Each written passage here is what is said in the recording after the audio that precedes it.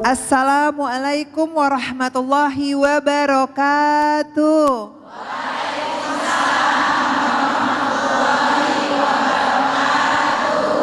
Selamat datang dalam program Kajian Hati bersama Ustadz Hilman Fauzi dan saya Fairuz Arafik yang akan menemani para jamaah yang ada di sini dan pemirsa di rumah.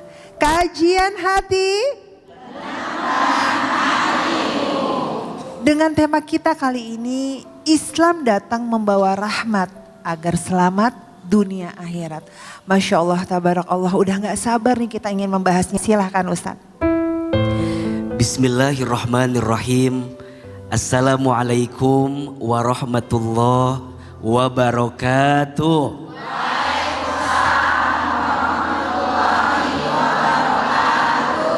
Bunda, Islam itu adalah satu jalan yang Allah hadirkan agar kita mendapatkan kebaikan dan kebahagiaan. Apa yang Allah atur di dalam syariat Islam pasti akan mengantarkan hambanya mendapatkan kebahagiaan. Apa yang Allah perintahkan pasti membawa kebaikan, dan apa yang Allah larang juga pasti membawa kebaikan. Maka sesungguhnya Islam itu hadir sebagai rahmatan lil alamin. Sebagaimana baginda Nabi Muhammad SAW pun diutus untuk menjadi rahmat bagi seluruh alam. Allah Subhanahu wa taala berfirman, A'udzubillahi minasyaitonirrajim. Wa ma arsalnaka illa rahmatan lil alamin. Dan tidaklah aku diutus kepadamu, dan tidaklah Islam dihadirkan kepadamu kecuali Islam itu menjadi rahmat bagi seluruh alam. Maka disebutkan dalam ayat yang lain, Inna dina indallahil Islam. Sesungguhnya agama yang berada di sisiku adalah apa? Islam. Islam dibangun atas 3 fondasi utama. Yang pertama akidah, yang kedua syariah, yang ketiga akhlak. Kalau kita mau lihat Islam seseorang, maka lihat 3 hal itu. Yang pertama, kuat akidahnya. Maksudnya apa? Kuat keyakinannya sama Allah. Kuat tujuannya untuk Allah. Kemudian syariah, jalan. Dia ikuti perintah Allah. Dia tinggalkan larangan Allah. Dan itulah yang menjadikan dia ciri orang yang bertakwa di hadapan Allah. Termasuk dia punya akhlak yang baik. Akhlak kepada Allah dia baik, akhlak kepada manusia dia baik, akhlak kepada makhluk yang lain dia baik. Maka Islam itu hadir bukan mengekang, tapi justru Islam hadir melapangkan. Contoh, perempuan jauh sebelum adanya Islam, mohon maaf, perempuan seringkali direndahkan, betul?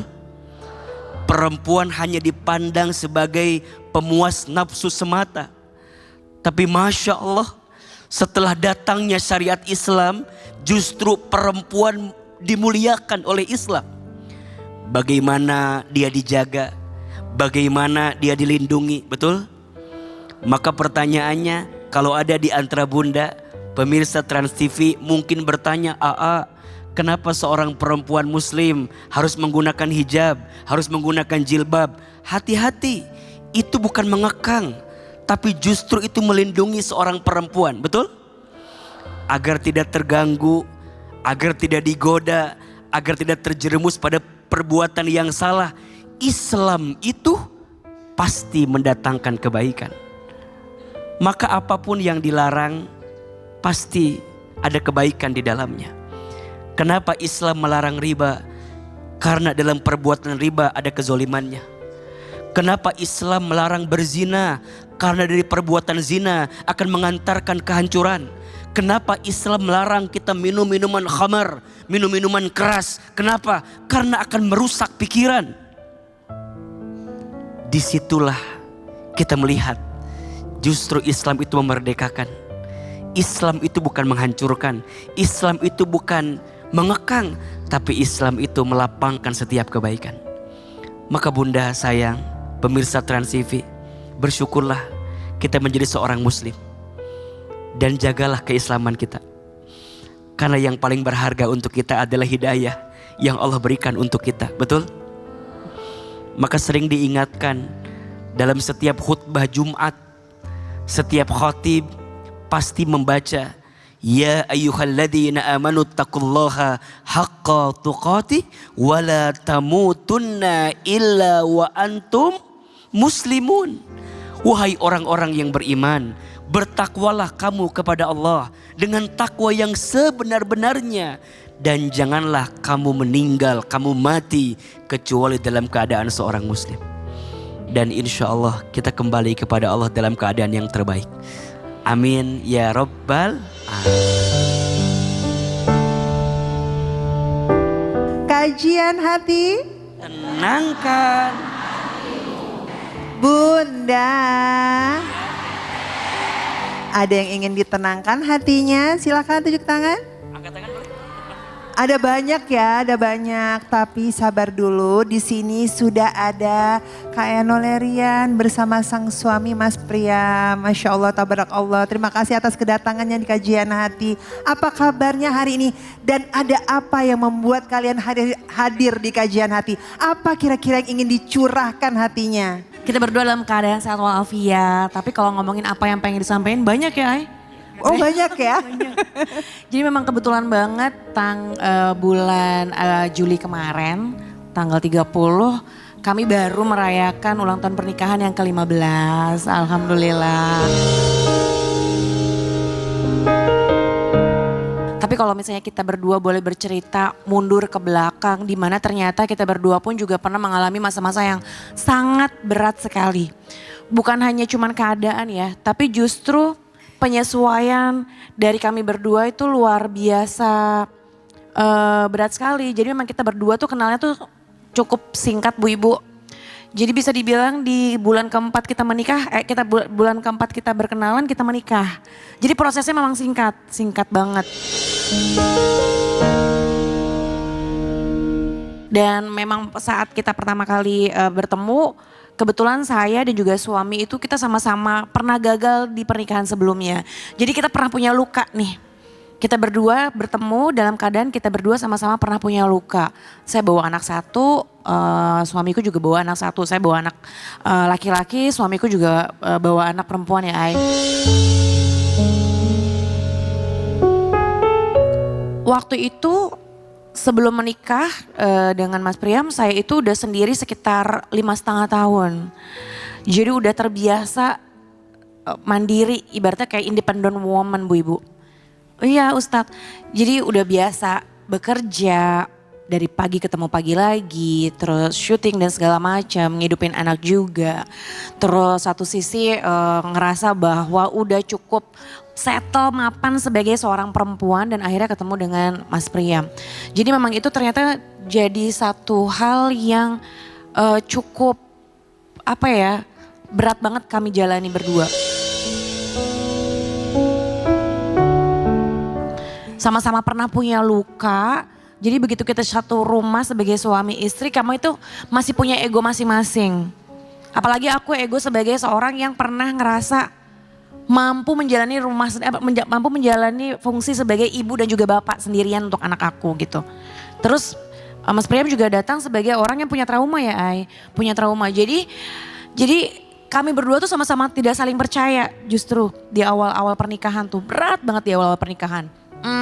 Akunya tuh kalau dinasehatin, misalnya aku bikin salah atau misalnya ada satu hal yang mungkin dia tuh pengen koreksi apa yang aku lakukan karena aku ngerasa aku pernah mampu menjalani kehidupan sendiri, jadi kayak nggak pernah mau dikasih tahu gitu loh Ustadz. Jadi kayak ego banget gitu. Jadi kayak aku tuh pernah ngehidupin anak aku sendiri dan aku mampu selama 5,5 tahun, nggak usah ngatur-ngatur gitu Ustadz.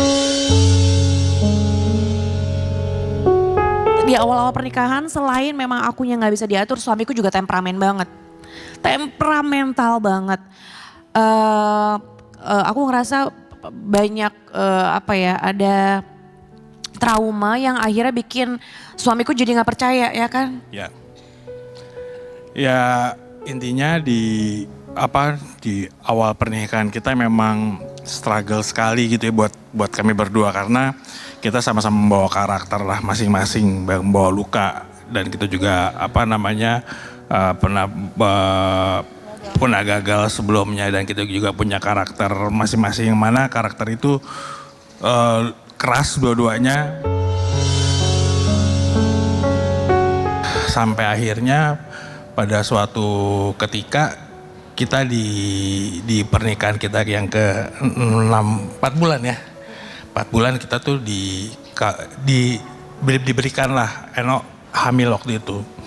Cuman waktu itu karakter kita tuh sama-sama keras, super keras yang benar-benar itu tadi dia nggak bisa dibilangin. Kalau dikasih tahu sedikit meledak. Saya juga begitu dengan temperamen saya yang luar biasa. Udah gitu yang kehidupan kita yang masih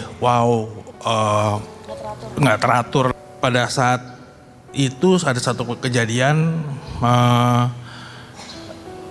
kita berantem besar sekali, luar biasa besar gitu ya, sampai akhirnya Eno lari dari rumah. Saya nggak bisa detect dia ada di mana-mana, saya nggak bisa cari dia ada di mana-mana, pokoknya nggak tahu dia telepon nggak diangkat, tapi akhirnya saya minta bantuan teman, akhirnya saya tahu dia ada di mana. Saya bilang pulang ke rumah atau sesuatu yang nggak enak akan kejadian, wah pokoknya ancaman lah, sampai akhirnya kita pulang. Nah dari situ udah kita pulang, keadaan nggak baik, akhirnya kebenaran lusanya itu harus ke dokter untuk cek janin.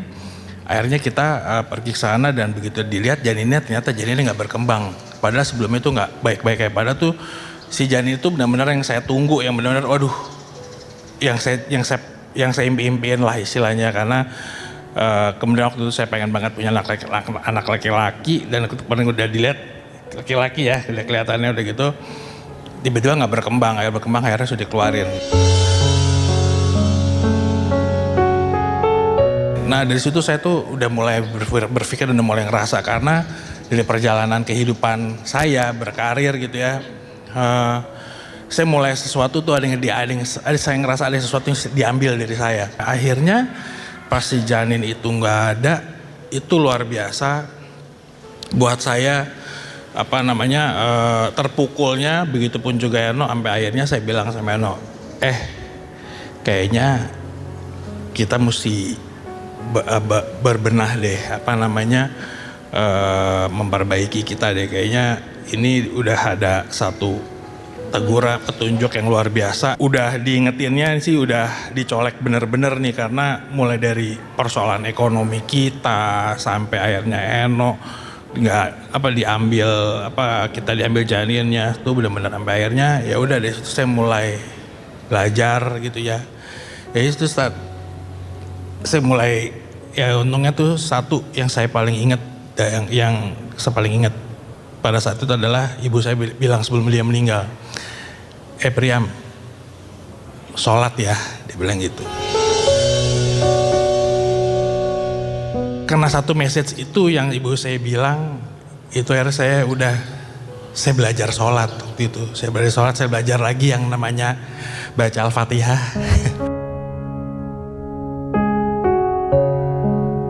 Perjalanan kita berdua menikah tuh luar biasa banget. Jadi bukan hanya sekedar ujian yang tiba-tiba janin tidak berkembang. Kalau ngomongin berantem, itu berantemnya bukan cuman kayak ngomong kasar, enggak Bu. UFO lewat, prak, foto kecoret, kena pisau apa segala macamnya tuh udah keluar. Handphone yang kelempar banyak, prak, kayak gitu. Mobil. Mobil hampir. Saya pernah satu ketika kita berantem nih, saya bawa mobil, mobil ini bener-bener kayak waduh, apa itu namanya saya nggak ngerti. Mobil itu di tengah jalan, jadi siapa duluan yang ngerem aja waktu itu. Itu ketemu mobil, ya udah itu bener-bener ya udah. Sampai punya anak kedua masih diuji. Setelah ujian secara ego dan emosi kita yang luar biasa tidak terkendali, diuji lagi finansial. Kita sempat di titik yang dimana kita berdua tuh sama-sama nggak punya pemasukan sama sekali. Iya, jadi wah makanya kalau dipikir-pikir ya Allah ternyata banyak banget ya yang sudah kita lewatin. Kalau misalnya boleh mengulang waktu, pengennya sih minta maaf dari awal karena banyak ngelawannya, banyak nggak taatnya, banyak salahnya, banyak apa ya, karena aku tahu banget kalau misalnya nggak ada suamiku, nggak ada Priam, aku nggak tahu siapa yang bisa terima aku dengan segala keegoisan aku gitu, yang kadang-kadang dominan, yang kadang-kadang suka, kadang-kadang kalau misalnya dia pulang malam kecapean gitu, kayak kemarin terakhir aku tuh mau loh dibikinin minum tapi aku ngantuk banget terus aku tinggal tidur kayak gitu. Simple, hal simple, tapi mungkin sekarang aku sadar bahwa kalau nggak ada suamiku, nggak tahu deh, aku nggak tahu apakah aku bisa bertahan seperti sekarang, aku nggak tahu apakah aku bisa ngelewatin semua ini.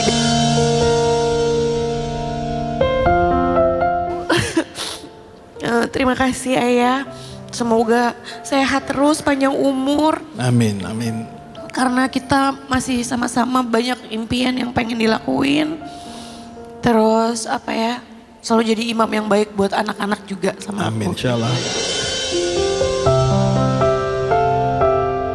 Terima kasih udah nemenin saya selama 15 tahun ini dengan penuh banyak kekurangan dalam saya menjadi seorang suami, menjadi masih belum menjadi imam yang baik. Tapi bismillahirrahmanirrahim, saya akan coba terus untuk menjadi imam yang baik. Mohon maaf semua yang saya pernah katakan apabila terjadi luka di hati, apabila ada hal yang menjadi rasa dendam, rasa luka, saya minta maaf sedalam-dalamnya. Semoga Bunda bisa terima maaf Ayah ya.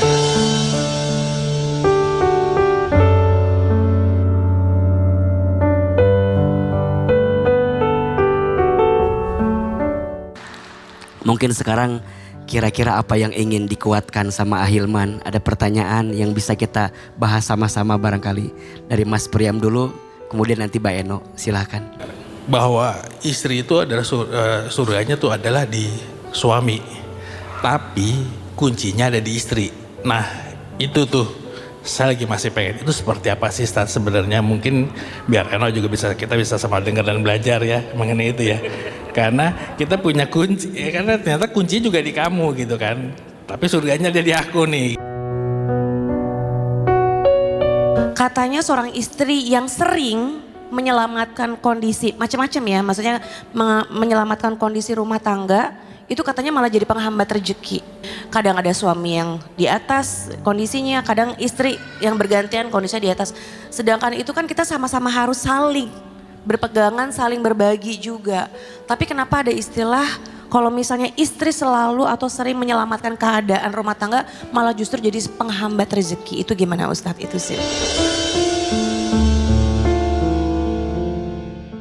Bunda, yang pertama, surganya seorang istri itu berada pada ridhonya seorang suami. Tetapi bukan berarti seorang istri itu diam dan tidak mengikhtiarkan dirinya untuk mendapatkan surganya. Ridhonya suami menentukan surganya istri, iya. Tapi kunci surga seorang istri ada pada dirinya. Maka kata Nabi SAW, barang siapa seorang istri sholat 5 waktu dan berpuasa di bulan suci Ramadan dan taat patuh kepada suaminya dan mampu menjaga dirinya, silahkan masuk surga dari pintu manapun. Maka izin. Jadi seorang istri itu bukan hanya menuntut tapi menuntun. Apa? Bukan hanya menuntut tapi menuntun. Bukan berarti ayah Aku pengen masuk surga, bimbing aku dong. Benar kalimat itu, tapi nggak cukup sampai di situ. Seorang istri pun harus mengusahakan dirinya untuk menjadi istri yang baik, betul? Maka sekarang bunda nggak boleh hopeless ya. Apa hopeless tuh ya?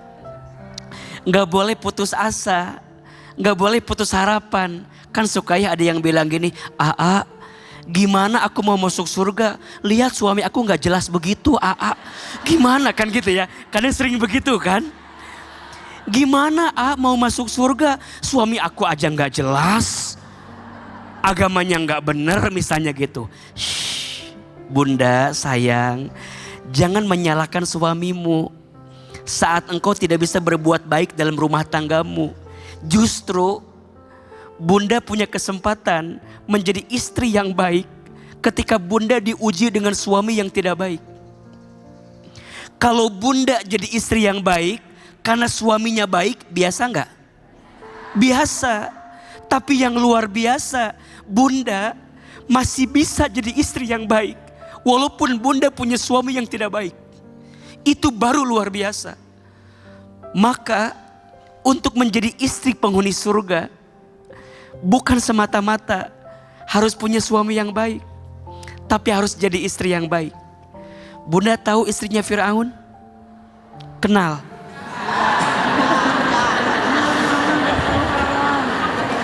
Namanya Asiyah binti Muzahim, betul? Asiyah punya suami seperti Fir'aun.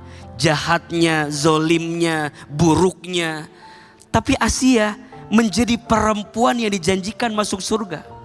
Maka mohon maaf kalau ada yang bilang, kalau mau jadi istri yang masuk surga harus punya suami yang baik. Belum tentu. Bukankah Asiyah juga punya suami seperti Fir'aun? Maka untuk bisa masuk surga, suami dan istri harus saling bergandengan tangan. Dan dua-duanya saling menguatkan, saling mengaitkan. Maka bunda jangan pernah lelah ya menjadi istri yang soleha. Setuju? Jadi istri yang soleha itu mudah apa susah? Susah, karena pahalanya surga.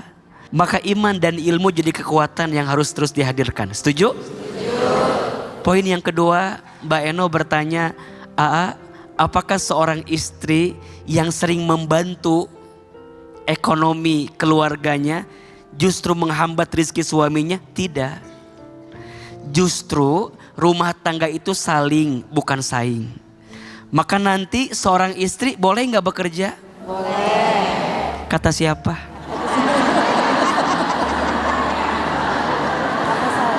Seorang istri boleh bekerja?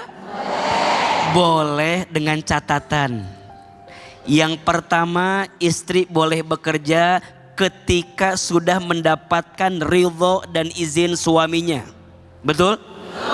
Yang kedua, seorang istri boleh bekerja dengan catatan tidak melalaikan kewajibannya saat menjadi istri dan ibu di rumah tangganya. Betul? Dan yang ketiga, sebaiknya seorang istri memilah-milih pekerjaan yang tidak menimbulkan fitnah untuk keluarganya. Maka nanti Mbak Eno jangan pernah ngerasa rizki pasangan kita terhambat gara-gara kita bekerja. Tidak. Justru disitulah kita akan saling menguatkan. Silahkan jaga niatnya. Dan ingat ya, para suami harus tetap memberi nafkah walaupun istri bekerja. Tidak lantas kita bilang, kan kamu kerja, uangnya dari kamu aja. Enggak.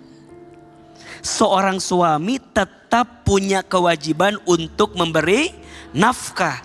Karena ketika seorang istri memberi ke suami, namanya sedekah. Tapi ketika suami memberi kepada istri, namanya nafkah. Sedekah sifatnya sunnah, nafkah sifatnya wajib. Dan percayalah, para suami jangan pernah takut memberi kepada istri. Semakin kau sayang kepada istrimu, maka semakin Allah sayangi hidupmu. Karena kalau kita tidak berbagi kepada istri, kepada keluarga, kepada siapa lagi? Maka nanti biasanya semakin sulit dan pelit kita memberi kepada keluarga, ada aja caranya Allah mengambil rizki yang dititipkan kepada kita. Jadi gimana Sedekah yang paling baik, pemberian yang paling baik adalah pemberian seorang suami kepada istrinya, pemberian seorang ayah kepada anaknya. Maka disitulah kita akan bisa menemukan kebaikan.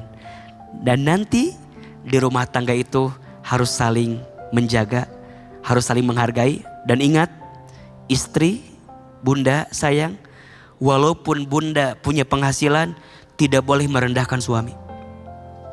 Walaupun mungkin bunda penghasilannya di atas suami, ingat, tidak boleh merendahkan suami. Justru bunda harus memotivasi suami agar suami terus bertumbuh dan terus melangkah dalam kebaikan. Terima kasih hari ini Mas Priam, Mbak Eno sudah menginspirasi kami semua. Mudah-mudahan rumah tangga kita Allah jaga. Mudah-mudahan rumah tangga kita Allah bimbing terus. Dan insya Allah rumah tangga kita bahagia di dunia sampai ke surga. Amin ya Rabbal Alamin. Pada saat ini saya Eno, gimana caranya? Ya ini harus tetap bertahan. Saya nggak akan kehilangan lagi. Saya nggak akan mau ngancurin hati anak-anak saya lagi. Mungkin dengan hadirnya di kajian hati tadi juga ternyata juga sudah diberikan petuah dan juga berikan semacam jawaban-jawaban yang mungkin bisa membuat kami jadi lebih tenang. Itu merupakan petunjuk dari Allah juga.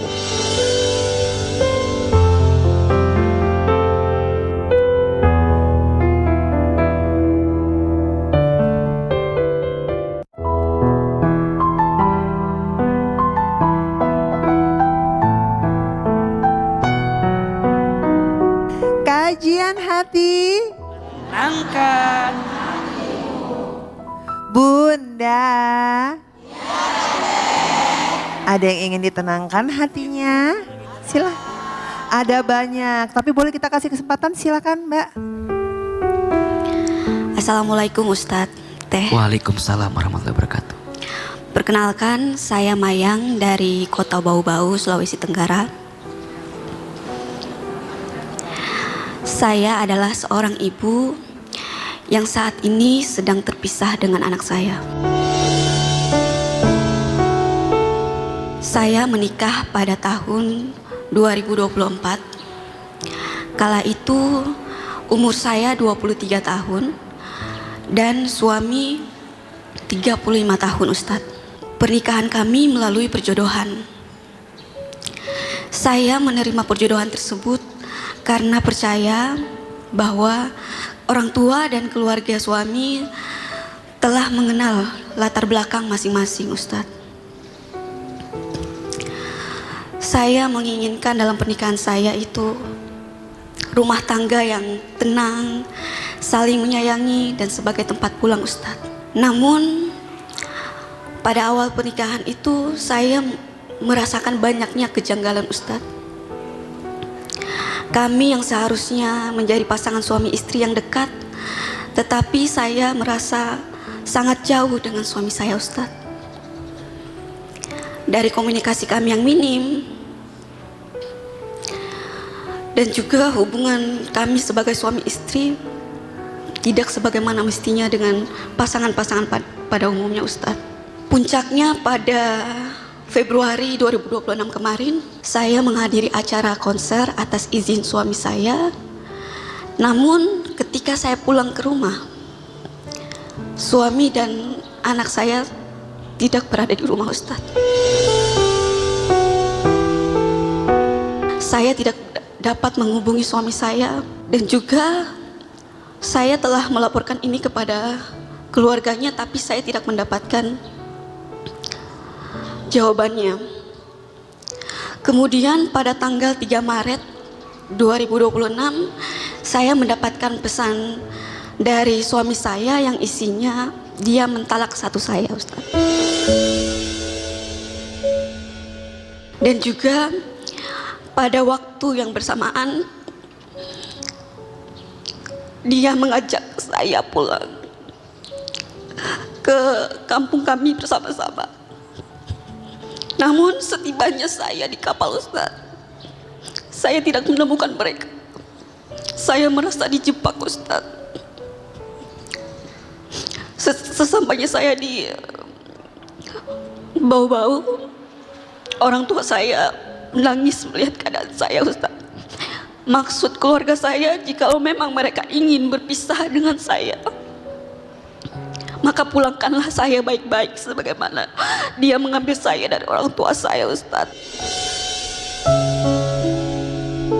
Yang saat ini yang saya perjuangkan, Ustaz, hanyalah anak saya yang masih berumur 1 tahun, Ustaz. Pertanyaan saya, Ustaz, anak saya masih membutuhkan kasih sayang dari saya ibunya, Ustaz. Apa yang harus saya lakukan agar ikhlas dalam berjuang dan juga tidak menghilangkan keyakinan saya kepada Tuhan bahwa Tuhan telah memberikan saya jalan yang terbaik. Kata suami saya tidak mengurus anak, Ustaz, dan tidak mengurus keluarga. Padahal anak saya itu dari lahir sampai umur 11 bulan saya merawatnya sendiri, Ustaz, tanpa bantuan siapa-siapa. Ya, izin Mbak, saya ingin bertanya tadi Mbak sempat bicara suami menalak dan mengambil anak dan menjauhkan dari Mbak. Jadi suami saya itu dengan saya sangat-sangat jarang untuk berkomunikasi. Dia lebih sibuk untuk bekerja, dia lebih dekat dengan teman-temannya. Kalau ada kesempatan suami ingin kembali memperbaiki keadaannya, Mbak masih mau terima, masih mau menjaga rumah tangga ini atau seperti apa? Tidak, Ustadz.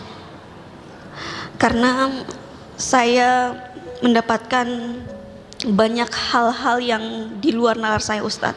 Mbak sudah lama tidak bertemu dengan anak berarti?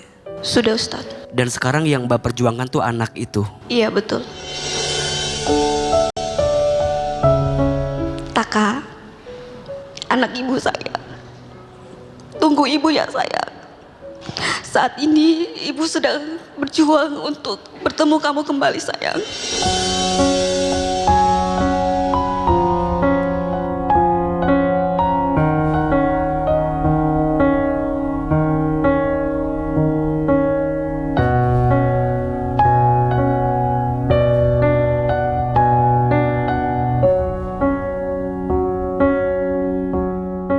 Ustadz, Gimana? saya sebenarnya agak sedikit penasaran ya. Tadi konflik dari suaminya ada gangguan jiwa, terus juga lebih senang main dengan temannya. Tapi saya boleh tanya sedikit lagi ya Mbak ya, saya sedikit penasaran. Apakah di dalam rumah tangga kamu itu ada pengkhianatan atau berjalan dengan kesetiaan aja? Ada. Oh ada. Oh itu berjalan dari awal pernikahan atau setelah anak lahir? Dari awal pernikahan. Baik Bunda. Pertama, mempertahankan rumah tangga itu kemuliaan. Maka jangan pernah menjadikan perceraian sebagai pilihan pertama saat rumah tangga dihadapkan persoalan. Perceraian itu harus dijadikan sebagai pilihan terakhir setelah semuanya sudah tak bisa diperbaiki dan setelah semuanya sudah tak menemukan kebaikan untuk bisa bertumbuh. Maka tadi Ahilman tanyakan, apa masih bisa diperbaiki, masih bisa bertahan? Ternyata jawaban beliau jawabannya tidak. Maka silahkan dikembalikan jika masing-masing berjalan dirasa lebih baik. Kuatkan hati, kuatkan langkah, dan percayalah bahwa pilihan kita berpisah bukan karena kita semata-mata ingin menghancurkan diri, tapi justru pilihan kita berpisah justru kita untuk bisa mendapatkan kebaikan dan kebahagiaan, dan semoga ada jalan terbaik yang bisa Allah tunjukkan. Yang kedua, urusan hak asuh anak. Karena ini belum selesai mungkin prosesnya. Memang sebaiknya dan seindahnya jika seorang anak itu masih membutuhkan, apalagi ya masih dalam persusuan ibunya, masih butuh pelukan ibunya, masih butuh kehadiran ibunya. Maka di usia-usia tertentu maka sebaiknya yang mengasuh adalah ibunya. Tetapi jika seorang suami tadi melihat bahwa ibunya dalam tanda kutip tidak pandai mengurus anak, Mbak harus klarifikasi, Mbak tanya. Dan mungkin nanti di persidangan akan jauh lebih jelas seperti apa. Hanya yang pasti 3 saja. Pertama, doa. Mbak, mungkin sosok Mbaknya gak hadir dalam diri anak Mbak, tapi doa Mbak bisa hadir untuk anak-anak Mbak. Maka jangan pernah putus berdoa. Percayalah, mungkin tanganmu tak bisa menyentuhnya, mungkin tubuhmu tak bisa memeluknya, tapi doamu bisa menjaganya. Maka jangan pernah berhenti mendoakan anakmu. Yang kedua, teruslah bertumbuh jadi ibu yang baik. Boleh jadi Allah sengaja menjauhkanmu dari anakmu karena Allah sedang menguatkan dirimu agar kamu tumbuh menjadi perempuan yang hebat di waktu yang akan datang. Maka nanti kalau ada kesempatan berjumpa lagi, tolong belajar terus jadi ibu yang baik. Tunjukkan sama dia kalau aku tuh ibu yang baik. Tunjukkan sama dia kalau aku ibu yang bisa ngurus anak itu. Dan semua itu butuh bukti. Tidak hanya dengan kata-kata. Maka menjadi ibu harus terus belajar. Belajar sabar, belajar syukur, belajar mendampingi, belajar menemani. Karena bagaimanapun al-ummu madrasatul ula, ibu itu adalah sekolah pertama untuk anaknya, wal abu ro'isuha, dan ayah adalah kepala sekolahnya. Wajar nggak kalau kepala sekolah mengambil alih ketika melihat madrasahnya kurang baik? Wajar kan? Maka Mbak jangan melihat ini sebagai tidak sayangnya suami Mbak. Justru mungkin karena dia sayang, karena ngelihat kita mungkin kurang baik. Maka gimana caranya? Yuk muhasabah, yuk introspeksi, yuk perbaiki. Sampai nanti kata Allah, pantas aku berikan titipan ini kepada dirimu. Dan buktikan kepada dia bahwa dia selama ini salah menilai Mbak. Terakhir, tentu ada doa yang bisa menguatkan Mbak. Coba nanti dibaca Quran surat Al-Baqarah ayat 250. Ini doa agar kita dikuatkan dari setiap keadaan yang menyulitkan yang kita rasakan. Bismillahirrahmanirrahim. Rabbana afrigh alaina sabran wa thabbit aqdamana wansurna alal qaumil kafirin. Doa yang kedua, kalau nanti Mbak ada kesempatan berjumpa dengan beliau dan berjumpa sama keluarga beliau, bisa dibaca doanya Nabi Musa alaihissalam. Rabbis rahli sadri wa yassirli amri wahlul 'uqdatam bil lisani yafqahu qawli. Percayalah, kemampuan kita ada batasnya, tapi kemampuan Allah tak ada batasnya. Minta sama Allah doa yang banyak. Jangan pernah putus asa, karena tidak pernah ada doa yang dilantunkan kecuali Allah siapkan kebaikan. Kuat-kuat, semangat, tetap melangkah dalam kebaikan. Semoga ada cahaya yang sedang Allah titipkan di balik luka yang sedang Allah hadirkan. Amin ya rabbal alamin. Masya Allah, tabarakallah, terima kasih Ustadz atas kajian hatinya. Semoga menjawab Mbak Mayang ya. Izin saya mungkin juga sedikit membantu, mungkin bisa, semoga suaminya mendengar dan melihat kajian hati agar tergerak hatinya sebagai seorang ayah, memberikan kesempatan kepada seorang ibu yang ingin bertemu dengan anaknya. Karena dengan memisahkan seorang ibu dengan anaknya itu bukan menjadi jalan keluar yang terbaik. Kembalikan baik-baik agar dua-duanya bisa mendapatkan kasih sayang yang sama.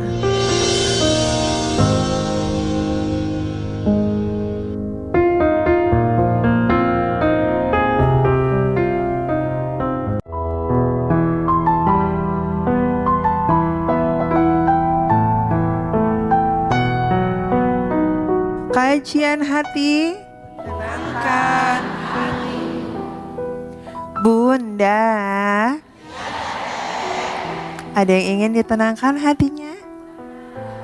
Ada banyak ya, boleh silakan Mbak. Assalamualaikum warahmatullahi wabarakatuh. Waalaikumsalam. Perkenalkan Ustadz, nama saya Mega Mustika. Saya seorang single parent dengan 4 orang anak. Saya sejak kecil, sejak umur 10 tahun sudah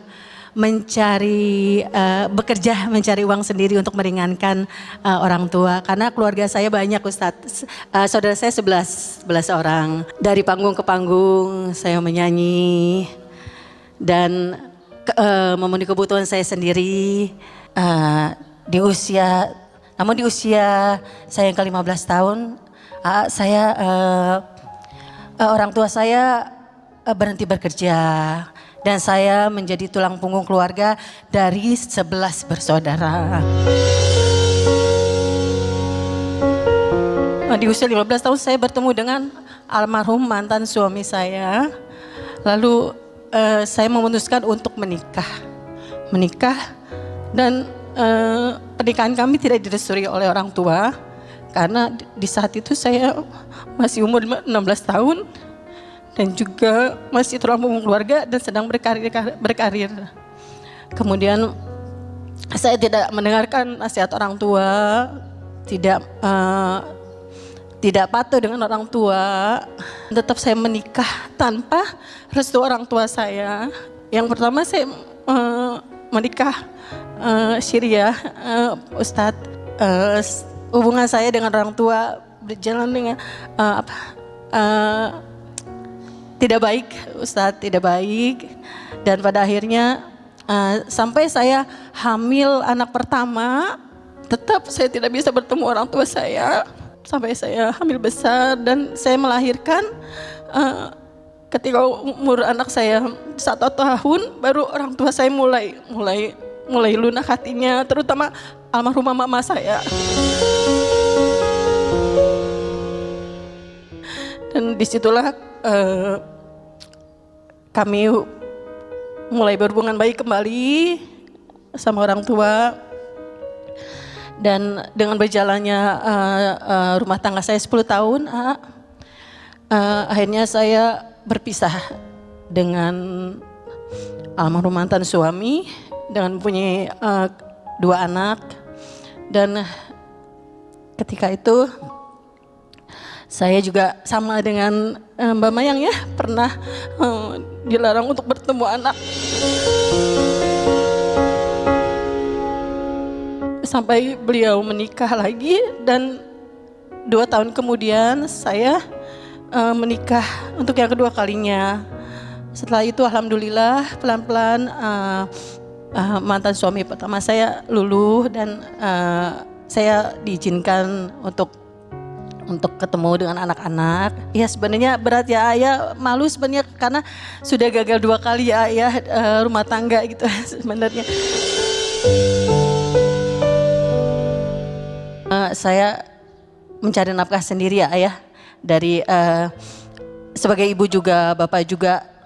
Kadang namanya seorang penyanyi Ustadz, kadang ada job, kadang tidak ada, sampai akhirnya tabungan mulai menipis, sampai barang-barang juga terjual.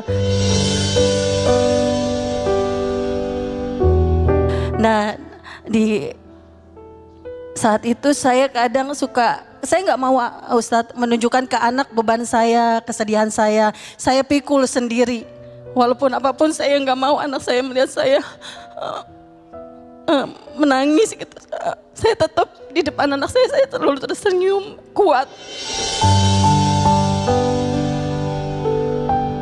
Sampai saat ini saya merasa bersalah. Dulu pernah tidak patuh sama orang tua, tidak dengan menikah tanpa restu orang tua. Pertanyaan saya Ustadz, apakah itu saya durhaka atau berdosa Ustadz? Dan yang kedua, pertanyaan saya, apakah saya salah Ustadz kalau saya mengeluh sama Allah bahwa saya capek?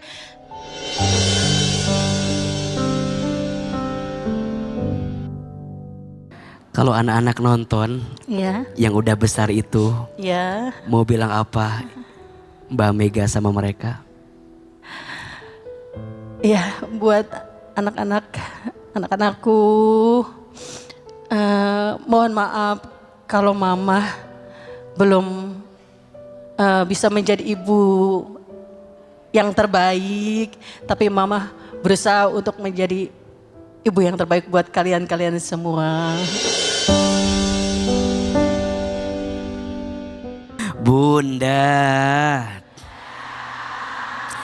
Yang pertama Mbak Mega, tentu jika ada seorang anak yang pernah berbuat salah kepada orang tuanya, minta maaf. Karena percayalah, saat kita menyakiti hati orang tua, di saat itu kita sedang mengundang sesuatu yang tidak baik dalam hidup kita. Apalagi Nabi menyampaikan ridullah fi ridul walidain wasuhtullah fi suhtil walidain. Ridhonya Allah tergantung ridhonya orang tua, murka bencinya Allah tergantung murka bencinya orang tua. Jika orang tuanya masih ada, temui, minta maaf kalau dulu pernah berbuat salah. Jika sudah tidak ada, doakan orang tua kita. Semoga doa yang kita panjatkan kepada Allah untuk orang tua kita adalah bagian kita minta ampun kepada Allah dan minta maaf kepada orang tua. Maka perhatikan, doa anak kepada orang tua itu kan kalimatnya Rabbighfirli wali walidayya warhamhuma kama rabbayani shaghira. Ya Allah, ampuni aku dan ampuni kedua orang tuaku dan sayangi mereka sebagaimana mereka sayang kepadaku di waktu kecil. Jadi Mbak Mega, yang sudah berlalu disesali, kemudian ditaubati dan minta maaf jika masih ada. Jika sudah tidak ada, doakan dengan doa terbaik. Yang kedua, yang namanya urusan ekonomi, apalagi indis ekonomi, kita tahu kita sedang berat melewatinya, sedang susah menghadapinya. Tapi satu hal yang pasti, kita boleh diuji dengan ujian apapun, asal jangan pernah meninggalkan Allah di hati kita dalam keadaan apapun. Wa may yattaqillaha yaj'al lahu makhraja wa yarzuqhu min haitsu la yahtasib. Siapa yang bertakwa kepada Allah, maka Allah akan tunjukkan jalan keluar dari jalan yang tidak disangka-sangka, bahkan Allah berikan rezeki. Nahnu bitakhir wallahu bitakdir. Hanya mungkin nanti kita harus agak sedikit perbaiki. Mungkin kurangin keinginan, cukupkan kebutuhan, kurangin gengsi. Halo? Kurangin sesuatu yang tidak terlalu penting dan mendesak untuk kita. Jadi memilah-milih apa yang mau kita beli itu menjadi penting, indis ekonomi. Dan kita tahu mana yang harus kita kedepankan. Maka bagi seorang Mbak Mega, ya sudah, ada kesempatan nyanyi, ada kesempatan kerjaan, ambil. Kalau tidak ada, berarti ini poin nih. Siapapun yang hari ini sedang diberikan kelapangan pada satu part, siapkan kelapangan lain pada part lain, agar kemudian ketika ini sempit, kita masih punya juga kesempatan yang lain. Apakah seorang anak punya kewajiban untuk menafkahi ibunya jika ibunya dirasa sudah tidak mampu? Jawabannya wajib. Seorang anak jangan membiarkan ibunya, mohon maaf, mendapatkan kemadharatan. Seorang anak jangan biarkan ibunya dalam keadaan sengsara. Seorang anak jangan biarkan ibunya dalam keadaan susah. Tapi dengan catatan, itu pun jika seorang anak sudah memenuhi kewajibannya kepada istrinya.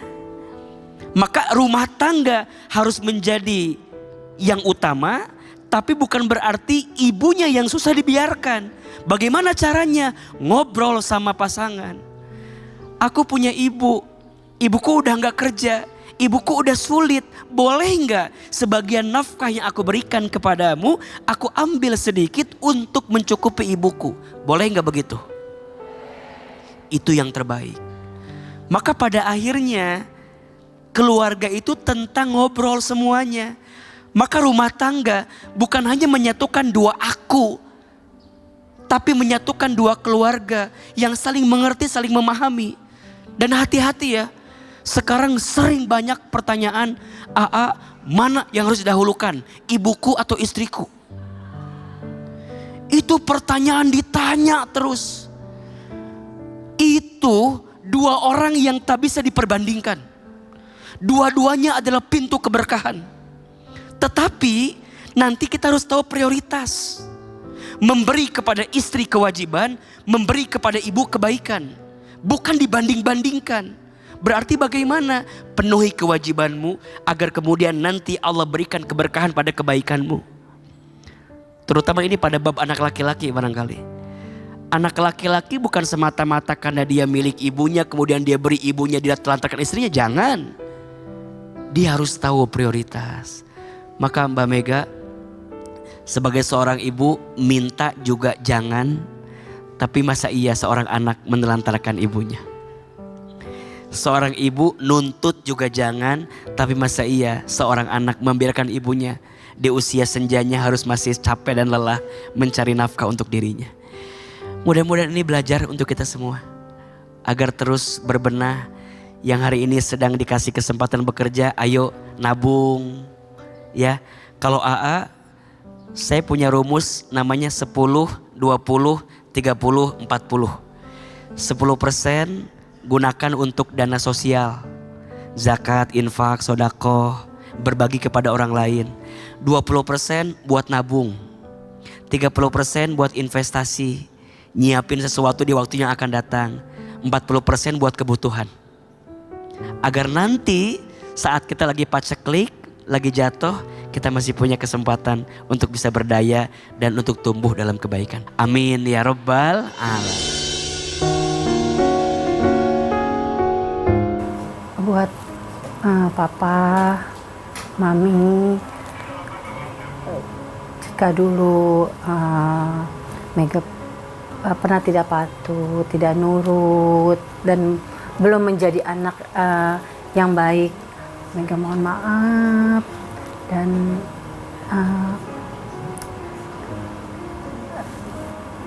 ya mohon maaf yang sebesar-besarnya. Alhamdulillah lebih tenang dan banyak yang saya dapatkan dari beliau ya, dari beliau jadi lebih paham lebih.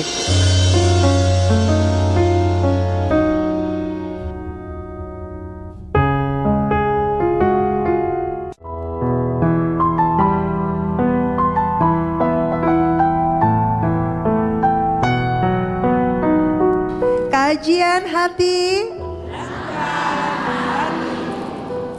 Bunda. Ada yang ingin ditenangkan hatinya? Ada banyak ya, boleh yang merah silahkan. Assalamualaikum warahmatullahi wabarakatuh. Waalaikumsalam warahmatullahi wabarakatuh.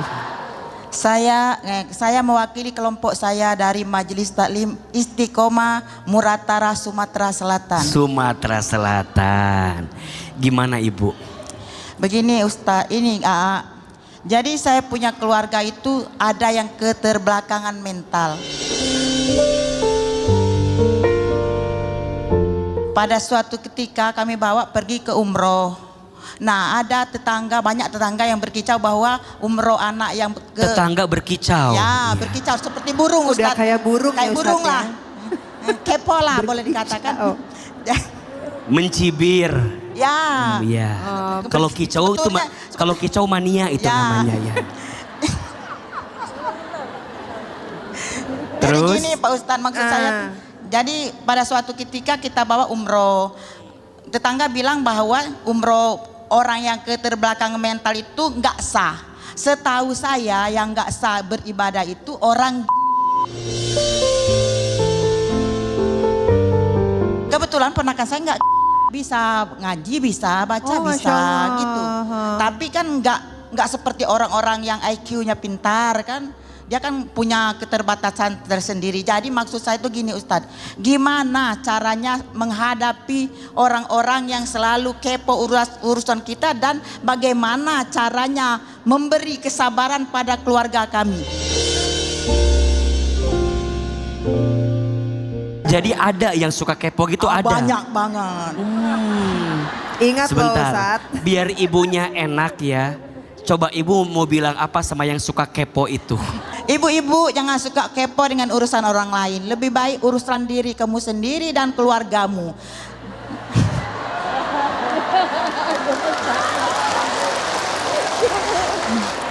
Baiklah kalau begitu.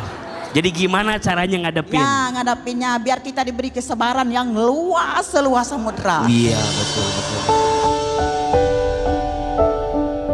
Bunda, angkat tangan, katakan saya. Siapa yang mau bahagia dalam hidup? Siapa yang mau tenang hatinya? Siapa yang mau lancar rezekinya? Mau? Mau aja, mau banget. Cius? Mie apa? Catat ya, 2. Ada berapa? 2. Kalau mau bahagia, 1, jangan suka membandingkan hidupmu dengan orang lain. Dan yang kedua, kalau mau bahagia, jangan suka kepo urusan orang lain. Kenapa ibu tepuk tangan segala ya? Kan AA bukan burung merpati bu ya. 1, jangan suka dibanding-bandingkan. Betul? Jangan mengukur kakimu dengan ukuran sepatu orang lain. Karena masing-masing kaki ukuran sepatunya sama atau beda? Apa yang dilihat bahagia di orang lain belum tentu bahagia untuk kita. Maka hiduplah sesuai dengan takaran dan ukuran yang Tuhan berikan untuk kita. Yang kedua, jangan suka kepo urusan orang lain. Maka catat baik-baik ya bunda sayang, kalau nggak bisa nyenengin, jangan nyakitin. Betul?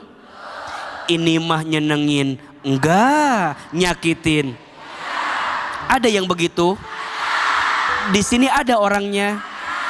Mana orangnya? Maka untuk siapapun yang suka kepo urusan orang, belajar ya. Boleh jadi komentar kita malah menyakiti hati orang lain. Betul enggak? Kul khairan aw liyasmut. Berkatalah yang baik atau diam. Betul? Diam itu emas. Untuk kita yang suka diomongin, yang suka dihina, enggak apa-apa. Karena pohon itu makin tinggi anginnya makin kencang. Betul? Kalau ada orang yang suka ngomongin kita di belakang, tanda kita terdepan dibanding dia. Karena orang gak mungkin nyenggol yang rendah, pasti orang nyinggung yang tinggi. Maka belajar aja rendah hati, belajar memaafkan, ya. Kesel boleh, dongkol wajar, tapi hati harus bersih, tetap memaafkan. Mudah-mudahan hati kita dijaga oleh Allah Subhanahu wa taala. Amin ya rabbal alamin.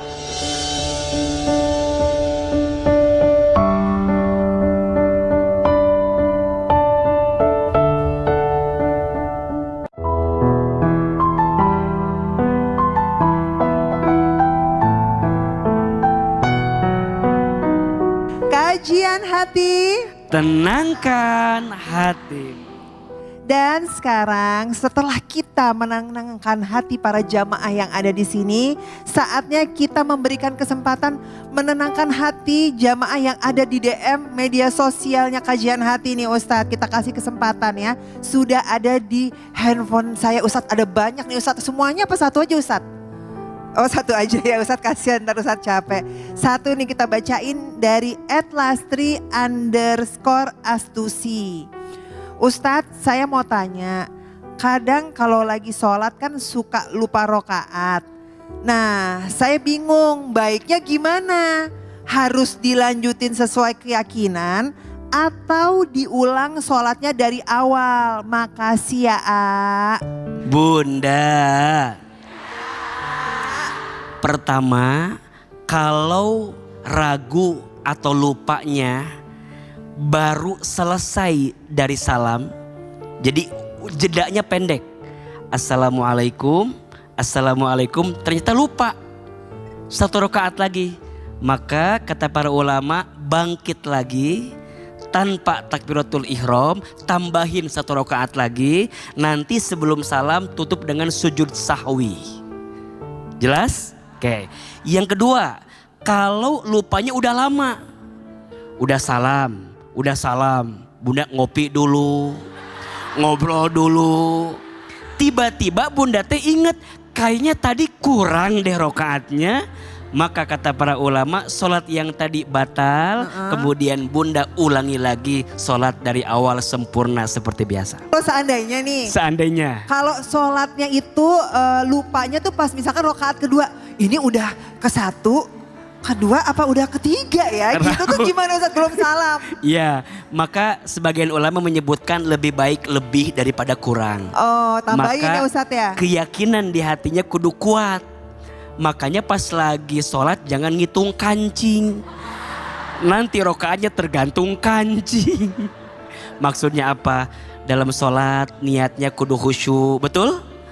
Termasuk salah satunya perbaiki dari wudunya.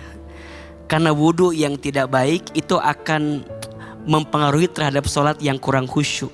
Maka ibaratnya bangunan, untuk mendirikannya butuh persiapan, betul?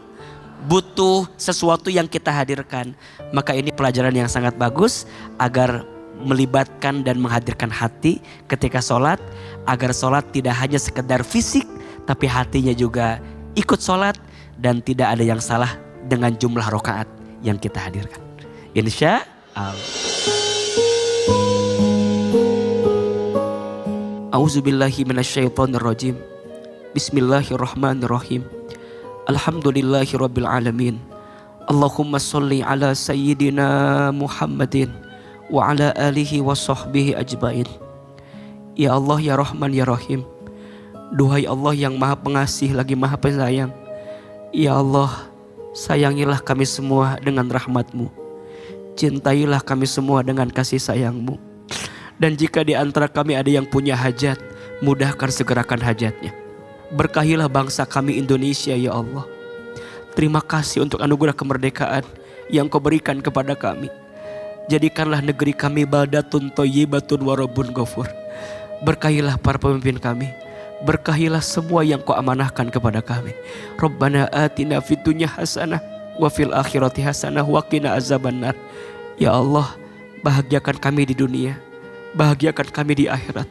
Masukkan kami ke dalam surga-Mu dan jauhkan kami semua dari siksa api neraka-Mu. Ya Allah, kabulkan doa kami, ijabah doa kami. Amin ya rabbal alamin.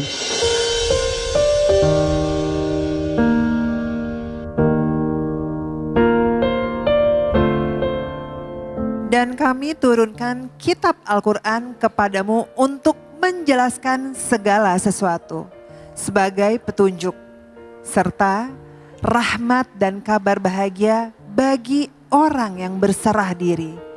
Quran Surah An-Nahl ayat 89. Masya Allah, tabarakallah, tidak terasa kita sudah di penghujung acara. Terima kasih Ustadz Hilman hari ini. Terima kasih untuk para bintang tamu yang ada di sini. Dan terima kasih juga untuk para jamaah yang ada di sini. Dan terima kasih juga untuk pemirsa yang ada di rumah. Akhir kata Ustadz Hilman Fauzi dan saya Fairuz Arafik mohon undur diri. Sampai jumpa di kajian hati selanjutnya. Kajian hati. Wassalamualaikum warahmatullahi wabarakatuh. Waalaikumsalam warahmatullahi wabarakatuh.